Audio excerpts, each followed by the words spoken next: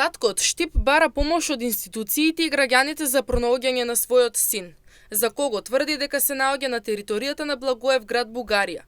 Според неговите зборови, младиот човек РВ, роден на 24 април 1992 година, се води како исчезнат, а последен пат е евидентиран на 13 март 2026 година токму во Благоевград, Бугарија.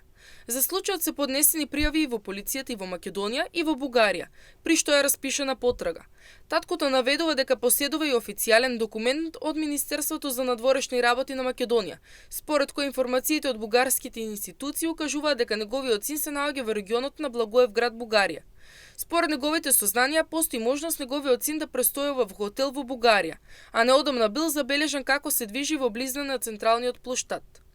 Таткото додава дека неговиот син има психичко заболување и дека при несоодветна терапија ја напушта Македонија и доаѓа во Бугарија.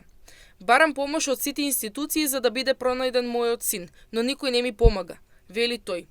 Таткото апелира до сите кои имаат каква било информација за местото каде се наоѓа неговиот син да помогнат.